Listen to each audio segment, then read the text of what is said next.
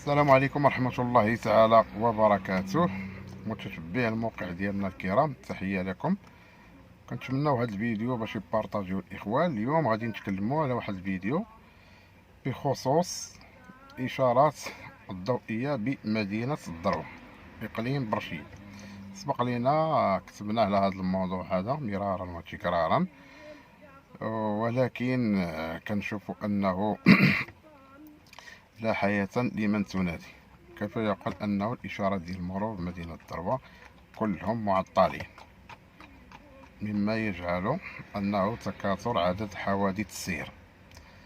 مثلا المدارة ديال دار الشباب كتوقع فيها كثرة حوادث السير، الفيروج اللي كاين حدا قهوة حموش كتوقع فيه حوادث السير، كذلك المكان المتواجد اللي قرب الملحقة الإدارية، يعني كيكونوا تاني هناك مجموعة ديال حوادث السير ما كاينينش علامات ديال القيف أو علامات تشوير.